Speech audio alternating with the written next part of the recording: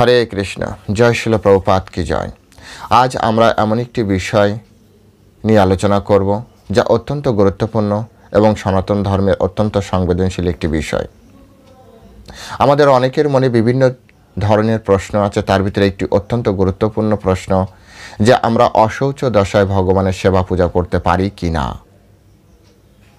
এই বিষয়টি নিয়ে আজ আমরা আলোচনা করব, শাস্ত্রে কি বলছে সেই সহ, এবং এর কোনো ব্যতিক্রম আছে কি না। আমি আশা করছি যে আজকের এই আলোচনায় এতটাই বিস্তারিত আলোচনা করব যাতে আপনাদের সমস্ত তত্ত্ব, জ্ঞান এবং যুক্তির মাধ্যমে আপনারা এই সমস্যার সমাধান করতে পারেন। তো চলুন শুরু করি। শুরুতে ছোট একটা অনুরোধ, যারা চ্যানেলে প্রথমবার এসেছেন অবশ্যই চ্যানেলটি সাবস্ক্রাইব করবেন, ভিডিওটি অবশ্যই লাইক এবং শেয়ারের মাধ্যমে এই তত্ত্ব হাজার মানুষের কাছে আপনারা পৌঁছে দেবেন। চলুন শুরু করি। নম ওম বিষ্ণুপাদায় কৃষ্ণ প্রেষ্ঠায় ভূতলে শ্রীমতী ভক্তি বেদান্ত স্বামিনীতি নামিনে নমস্তে সারস্বতী দেবী গৌরবাণী প্রচারিণে নির্বিশেষ শূন্যবাদী পাশ্চাত্য দেশতারিণে বাঞ্ছা কল্পতরুর বৈষ্ণব কৃপা সিন্ধু ব্যবচ পতিতানাম পাবনেভ্যো বৈষ্ণবেভ্যো নমো নমঃ।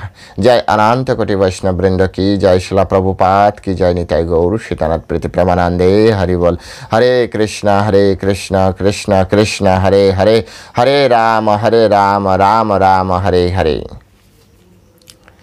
তো আজকের আলোচ্য বিষয় অশৌচ দশায় ভগবানের সেবা পূজা করা যায় কি না। প্রথমেই আমাদের জানতে হবে অশৌচ দশাটি কি। এই অশৌচ দশা বলতে এমন একটি অপবিত্র বা সূতক অবস্থাকে বোঝায় যা জন্ম বা মৃত্যুর কারণে উৎপন্ন হয়। জন্ম বা মৃত্যুর কারণে উৎপন্ন হয়। যদি জন্মের কারণে অশৌচ হয় তাহলে বলা হয় জননাশৌচ। যদি মৃত্যুর কারণে অশৌচ হয় তাহলে বলা হয় মরণাশৌচ। এই দুটি বিষয় ভালো করে বোঝার চেষ্টা করুন, মাথায় ধরে রাখবেন। তো এই সময় ব্যক্তির জীবনে কি হয়, কিছু বিশেষ নিয়ম কানুন পালন করতে হয়। আর তার উদ্দেশ্য কি? তার উদ্দেশ্য হচ্ছে শারীরিক এবং মানসিক পরিশুদ্ধি। এটির উদ্দেশ্য অন্য কিছু নয়, উদ্দেশ্য হচ্ছে শারীরিক এবং মানসিক পরিশুদ্ধি। এখন এই অশৌচ কাল কতদিন ধরে চলে, কতদিন ধরে অশৌচ আপনাকে থাকতে হবে। তো এটি সনাতন ধর্ম অনুযায়ী বিভিন্ন জাতি বর্ণ অনুযায়ী বিভিন্ন ধরনের তত্ত্ব এখানে দেওয়া আছে। জাতি বর্ণ এইসব আলাদা আলাদা হওয়ার কারণে, যেমন ব্রাহ্মণের জন্য অশৌচ দশা হচ্ছে আপনার মাত্র 10 দিন, ক্ষত্রিয়ের জন্য সেটি হয়ে যাচ্ছে 12 দিন, বৈশ্যের জন্য সেই অশৌচ দশা হয়ে যাচ্ছে 15 দিন, আর শূদ্রের জন্য সেই অশৌচ দশা হয়ে যাচ্ছে 30 দিন। এটি শাস্ত্রের বিচার, আমার মন গড়া কোনো কথা নয়, এটি বিভিন্ন শাস্ত্রে উল্লেখ আছে, সেটাই আমি বললাম। এখন কথা হচ্ছে যে অনেক সময় হয় নিকটবর্তী কিছু আত্মীয় স্বজনের কিন্তু মৃত্যু হয়। এই নিকটবর্তী আত্মীয় স্বজন যদি মৃত্যু হয় তো সেই ক্ষেত্রে আপনার শোক বা এই অশৌচ দশা কতদিন থাকবে। তো এক্ষেত্রেও আবার বিভিন্ন ধরনের ওই নিকট আত্মীয়ের ঘনিষ্ঠতার এবং দূরত্বের উপরে কিন্তু নির্ভর করছে। কতটা আপনার বংশের ভিতরে কতটা দূরে রয়েছে, কতটা বংশ পরম্পরায় কতটা দূরে রয়েছে, কতটা ব্রাঞ্চের দিকে। তো এটা একটা বিশাল আলোচনা। এই আলোচনা করতে গেলে মূল যে আলোচনা সেই আলোচনা থেকে আমরা বেরিয়ে যাব, অনেক সময় লেগে যাবে। আমি চাইছি যে অল্প সময়ের ভিতরে আপনাদের এটি শেষ করতে।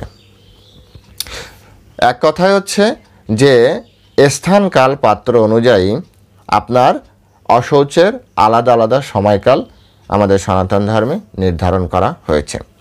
এখন কেন এই অশৌচ দশা পালন করতে হয় এটি আমাদের দেখতে হবে।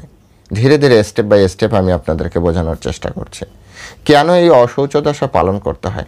এর কয়েকটি পয়েন্ট, হ্যাঁ, যদিও সনাতন ধর্মে ওভারঅল লেখা হয়েছে, শুধুমাত্র আপনাদের বোঝানোর জন্য সেটি কয়েকটি পয়েন্ট আকারে আমি বোঝানোর চেষ্টা করছি। প্রথম পয়েন্ট হচ্ছে শুদ্ধির জন্য, তার দ্বিতীয়ত শোক পালনের জন্য, তৃতীয়ত সংস্কৃতি এবং আপনার পরম্পরা।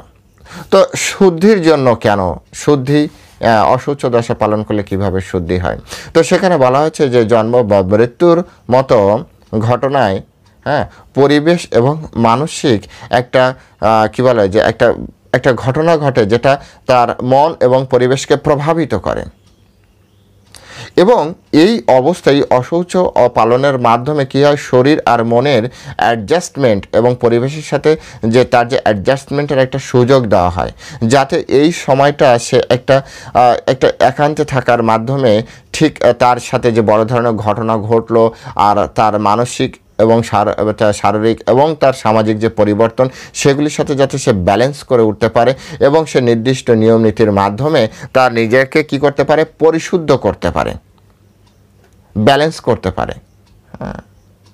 সেই জন্য এই অশৌচ দশাটি অত্যন্ত গুরুত্বপূর্ণ একটি বিষয়। তারপর হচ্ছে শোক পালন। দেখুন, যদি কারো সাধারণত মৃত্যুর জন্য এটি হয়, মৃত্যুর পরে একটা ব্যক্তি অত্যন্ত শোকাহত হয়। এই শোকাহত অবস্থায় তিনি যদি তার বাহ্যিক ক্রিয়াকর্মে বা তার যে দৈনন্দিন ক্রিয়াকর্মে সেই ক্রিয়াকর্মে সে যদি যুক্ত হয়, তাহলে একবার আপনি বিচার করে দেখুন সে কত না ভুল করতে শুরু করবে। তাই এই অবস্থায় তার মনের উপরে যে ঝড় বইছে সেটাকে শান্ত করার জন্য একটা নির্দিষ্ট সময়কাল অবধি সে তার একেবারে নিজস্ব পরিবেশে তার নিজস্ব আপন আত্মীয়দের মধ্যে থাকবে এবং ধীরে ধীরে ধীরে ধীরে ধীরে ধীরে তার মানসিক, তার শারীরিক, তার সামাজিক অবস্থার সাথে সে আবার অ্যাডজাস্ট করতে শুরু করবে।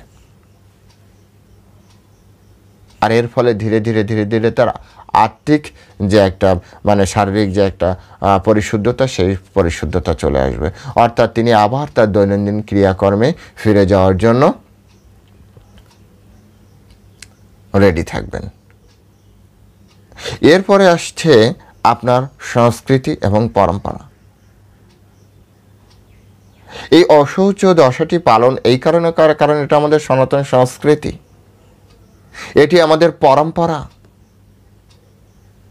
সনাতন ধর্ম মানে শুদ্ধতার ধর্ম, সনাতন ধর্ম মানে প্রতি পদে পদে আমাকে আপনাকে পরিশুদ্ধ করার সুযোগ করে দেওয়া হয়। তাই এক্ষেত্রে এটি একটি অত্যন্ত গুরুত্বপূর্ণ ব্যবস্থা, যে ব্যবস্থার মাধ্যমে আমরা নিজেদেরকে পরিশুদ্ধ করতে পারি। এরপর হচ্ছে, তাহলে অশৌচ দশায় কি ভগবানের সেবা পূজা করা সম্ভব নয়? শাস্ত্রে কি বলছে, আমাদের মূল আলোচ্য বিষয়। এই পার্টটি আপনারা অত্যন্ত গভীরভাবে শ্রদ্ধার সহিত এবং অত্যন্ত মনোযোগ দিয়ে শ্রবণ করার চেষ্টা করবেন। এই পার্টে আমরা দেখব যে আসলে কি আমাদের করণীয়। সনাতন ধর্মের শাস্ত্র অনুসারে অশৌচ অবস্থায় দেবদেবীর পূজা, মন্ত্র জপ, হোম যজ্ঞ এই সবগুলি কঠোরভাবে নিষিদ্ধ করা হয়েছে, কঠোরভাবে নিষিদ্ধ করা হয়েছে। আপনার কেন নিষিদ্ধ করা হয়? আপনার মনে যদি কোনো একটা অন্য বিষয় কাজ করতে থাকে, শোক কি আপনি ভুলতে পারছেন না, সে সময় আপনি যদি ভগবানের পূজা করতে চান তো আপনি বারে বারে কনসেন্ট্রেশন আউট হবেন, আপনার পূজায় আপনি ভুল করবেন, ফলে দৈব অপরাধ হবে। আপনি মন্ত্র জপে, বিশেষ করে এখানে মন্ত্র জপ বলতে গায়ত্রী জপকেই বোঝায়, গায়ত্রী মাতার চরণে আপনার অপরাধ হবে। আপনি হোম যজ্ঞ করতে করতে কোনো একটা মন্ত্র যদি আপনি কোনো কারণে স্লাইড ভুল করেন, তার বিপরীত প্রতিক্রিয়া আপনার প্রতি আসবে। যজ্ঞের মাধ্যমে যদি আপনার কোনো রকম আপনার মনোবৃত্তি, আপনি কনসেন্ট্রেশন আউট হন, তো আপনার তার বিপরীত ফল প্রাপ্তি হবে। সেই কারণে এটা একটা নির্দিষ্ট সুন্দর নিয়ম পালন করা হয়েছে, যাতে এর মাধ্যমে আমরা ব্যালেন্স করতে পারি। তাই সনাতন ধর্ম বলছে অশৌচকালে আপনি দেবদেবীর পূজা করতে পারবেন না, মন্ত্র জপ করতে পারবেন না, হোম করতে পারবেন না, যজ্ঞ করতে পারবেন না, বিগ্রহে স্পর্শ করতে পারবেন না, এবং কঠোরভাবে এটা নিষিদ্ধ করা হয়েছে। মানা বা না মানা তো আপনার ব্যাপার, কিন্তু শাস্ত্রে কঠোরভাবে নিষেধ করা হয়েছে। এই সময় দেবদেবীর বিগ্রহ আপনি স্পর্শ করতে পারবেন না, এমনকি মন্দিরে প্রবেশ করতে পারবেন না, মন্দিরেও আপনি প্রবেশ করতে পারবেন না। সনাতন ধর্ম আপনাকে অনুমতি দেয় না। এর কারণ অশৌচ অবস্থায় শরীর এবং মন অপবিত্র। আপনার হৃদয়ে ভগবান থাকার কথা ছিল, কিন্তু সেখানে আপনার জড়জাগতিক ভৌতিক দেহের সাথে সম্পর্কিত কোনো একটি ব্যক্তির সেপারেশন বা অত্যন্ত আনন্দ আপনার হৃদয়ে রয়েছে। সন্তান যদি জন্মগ্রহণ করে তাই নিয়ে আপনি থাকবেন 1 সপ্তাহ 15 দিন। আপনার হৃদয়ে তখন ভগবান আসবে যাবে, এই অবস্থায় আপনি ভগবানের কীভাবে সেবা করবেন? আপনি ভগবানের আরতি করতে যাচ্ছেন, আর এই অবস্থায় ভগবানের আপনার সন্তানের দিকে নবজাতক শিশু আপনার কেঁদে উঠেছে, তাকে দুধ খাওয়াতে হবে, আপনি আর ভগবানের দিকে মন লাগাতে পারবেন না। সার্বিকভাবে বোঝার চেষ্টা করতে হবে, বিরোধী কোনো তথ্য না দিয়ে। এর ফলে আমরা বিষয়টি পরিষ্কার বুঝতে পারব। তাই এই সময় কি করা যাবে না? হ্যাঁ, অপবিত্র অবস্থায় ঈশ্বরের সান্নিধ্যে যাওয়া যাবে না, সনাতন ধর্মের নিষেধ। বিভিন্ন শাস্ত্রে, যেমন স্মৃতিশাস্ত্রে, ধর্মশাস্ত্রে, স্মৃতিশাস্ত্রের ভিতরে আমরা মনুস্মৃতি, যাজ্ঞবল্ক স্মৃতি, পরাশর স্মৃতি, এই সকল বিষয়, এই সকল গ্রন্থে আমরা এর ব্যাপক নির্দেশনা রয়েছে। যদি কারো ঘরে থাকে, আপনার মনুস্মৃতিও যদি থাকে, এখন তো মনে হয় প্রায় ঘরে মনুস্মৃতি রাখে। মনুস্মৃতিটা অত্যন্ত পপুলার একটি গ্রন্থ, তো সেটা দেখতে পারেন, সেখানে স্পষ্ট করে দেওয়া আছে। বিভিন্ন ধরনের গ্রন্থ আছে যেখানে দেওয়া আছে এবং বিস্তারিতভাবে দেওয়া আছে। তো এই যে পবিত্রতা আর এই যে শুদ্ধি, হ্যাঁ, ঈশ্বর উপাসনার জন্য এটি অত্যন্ত দরকার। ঈশ্বর উপাসনার জন্য পবিত্র অবস্থা এবং শুদ্ধ অবস্থা দরকার। কেন দরকার? ভগবানের এখানে আপনি যদি শারীরিক এবং মানসিকভাবে প্রস্তুত না থাকেন, তাহলে আপনি কিন্তু পরমেশ্বর ভগবানের সেবা করতে পারবেন, আপনি কোনো দেবদেবীর সেবা করতে পারবেন না। তাই এখানে শুদ্ধতার একটি অত্যন্ত গুরুত্বপূর্ণ ভূমিকা রয়েছে। এখন কথা আছে যে এর কোনো ব্যতিক্রম কি আছে? হ্যাঁ, সমস্ত রুলসেরই কিছু ব্যতিক্রম কিন্তু থাকে, এটারও কিছু ব্যতিক্রম আছে।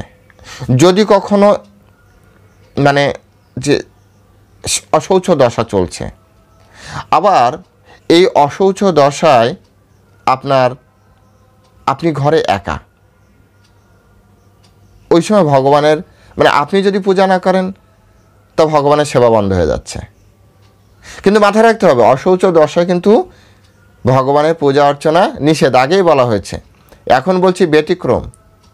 যদি এমন হয় ঘরে অল্টারনেট কেউ নেই, এবার ভগবানকে যদি আপনি পূজা না করেন, তো ভগবানের পুরো উপবাস আপনি খেতে না দিলে ভগবানকে খেতে দেওয়া যাবে না, ভগবান খেতে পারবে না। সম্পূর্ণ সিস্টেমটা ক্লাপসড হয়ে যাচ্ছে যদি আপনি না করেন। সেক্ষেত্রে কি করবেন? এটা হচ্ছে ব্যতিক্রম। কেমন হয়? যেমন গুরু পূজা, ভগবানের ইষ্টদেবের পূজা, সেক্ষেত্রে কি হবে? হয়তো ঘরে সবাই চলে গিয়েছে কোথাও, মাতাজি একা রয়েছে, আর মাতাজির হয়তো অশৌচ দশা চলছে, অথবা সবাই চলে গিয়েছে বিভিন্ন জায়গায়, প্রভুজি রয়েছে, প্রভুরও অশৌচ দশা চলছে। কি করবে তখন? তো সেক্ষেত্রে বলছে যে এই রকম সিচুয়েশনে আমাদের সনাতন ধর্মে, এটি আমি আগে জানতাম না, আমরা যখন পূজারি কোর্স করেছি তখন আমরা জানতে পেরেছি আমাদের পূজা 2 ধরনের পূজা হয়। একটা হচ্ছে মানসিক পূজা, মানসে পূজা যেটাকে বলা হয়, আর একটা হচ্ছে বাহ্য পূজা। 2 ধরনের পূজা, একটা হচ্ছে মানস পূজা আর একটা হচ্ছে বাহ্য পূজা। বাহ্য পূজা মানুষ দেখতে পারে, মানস পূজাটা ব্রাহ্মণ বসে বসে আগে করে নেয়। তো মানস পূজাটা অত্যন্ত গুরুত্বপূর্ণ। বাহ্য পূজার আগে প্রত্যেক পূজারই মানস পূজা করে নেয়, কারণ বাহ্য পূজায় কিছু ত্রুটি বিচ্যুতি হয়, মানস পূজায় ত্রুটি বিচ্যুতি হওয়ার কোনো সুযোগ নেই। যেমন বাহ্য পূজায় আপনি হয়তো ক্ষীর লাগালেন, ক্ষীরটি গরম অথবা ঠান্ডা হতে পারে, মিষ্টি বেশি হতে পারে, মিষ্টি কম হতে পারে, বা যে পরিমাণ ভগবানের সামনে উপস্থাপন করা সেইভাবে উপস্থাপন করা হয়নি, কিন্তু মানস পূজায় আপনি সুন্দরভাবে মনের মতো করে দিতে পারেন। বাহ্য পূজায় ধূপকাঠি হয়তো সুন্দর সুগন্ধ নাও অনেক সময় হতে পারে, কিন্তু মানস পূজায় সুন্দর সুগন্ধের অভাব হবে না। বাহ্য পূজায় দ্রব্য দানে কিছুটা লিমিটেশন রয়েছে, যে আপনাকে যে পূজা করার জন্য ডেকেছে, যে আপনি যা ফর্দ দিয়েছেন সেই অনুযায়ী নাও দিতে পারে, কিন্তু মানস পূজায় আপনি সবই দিয়ে দিতে পারবেন মানসিকভাবে।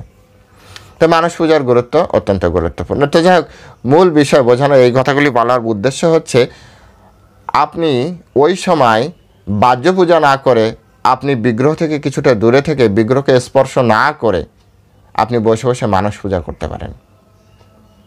এতে কি হবে, ডাইরেক্ট পূজাও করা হয় না, আবার পূজাও করা হয়। মানস পূজার অনেক বড় ভূমিকা রয়েছে। আলালনাথে মানস পূজার মাধ্যমে ভগবানকে ক্ষীর খেতে দিয়েছিল। মানস পূজার অনেক তত্ত্ব রয়েছে, যে মানুষে ভগবান খেতে দিয়েছে, ভগবান খেয়ে নিয়েছে। কিন্তু বাহ্য পূজার কিছু যে বিধিনিষেধ সেগুলি আমাদের সবাইকে পালন করতেই হবে, এখানে অন্য কোনো ইয়ে নেই। তাই এক্ষেত্রে সনাতন ধর্ম বলছে আপনাদের যদি এরকম হয় যে আপনি ছাড়া কেউ নেই, সেক্ষেত্রে আপনি মন্দির থেকে দূরে থেকে ভগবানের সামনে বসে মানস পূজা করুন। তার আগে নিজেকে যতটা পরিশুদ্ধ করা যায়, গঙ্গা জল, মন্ত্র স্নান, তারপরে আপনার তিলক ধারণ, তুলসী মালা, জপ, এগুলো করার মাধ্যমে নিজেকে যতটা পরিশুদ্ধ করা যায় ততটা পরিশুদ্ধ করে ভগবান বিগ্রহের থেকে দূরে থেকে সামনে থেকে আপনি মানস পূজা ওখানে বসে করুন। এটা হচ্ছে ব্যতিক্রম, আবারও বলছি এটা ব্যতিক্রম, এটা রুলস নয়, ব্যতিক্রম। এরপরে আসছে মাতাজিদের একটি অশৌচ দশা আছে, ঋতুকালীন যে অশৌচ দশা আছে, এটি শাস্ত্রে বলা হচ্ছে এটি একটি ভিন্ন অবস্থা, এর জন্য আলাদা কোনো নিয়ম নীতি এইভাবে দেওয়া হয়নি। তবে অবশ্যই অশৌচ দশায় তিনি ভগবানকে স্পর্শ করতে পারবেন না, শাস্ত্র বা এগুলো পাঠ করতে পারবেন না। হ্যাঁ, তিনি শ্রবণ করতে পারবেন, তুলসী পরিক্রমা করতে পারবেন, কিন্তু তুলসীতে ডাইরেক্ট জল দান করতে পারবেন না। কিন্তু এমন যদি হয় যে তিনি ছাড়া আর কেউ নেই ঘরে, সেক্ষেত্রে আগেই বলে দিয়েছি মানসে, এগুলি মানসে করতে পারবেন। তো এই যে বিষয়, এগুলি অত্যন্ত জরুরি, হ্যাঁ, পরিস্থিতি, অত্যন্ত জরুরি পরিস্থিতি। এই পরিস্থিতিতে আমাদের দেহের, আমাদের মনের সব কিছুর একটা ব্যালেন্স করার জন্যই এই পন্থা আমাদের শাস্ত্রে দেওয়া হয়েছে।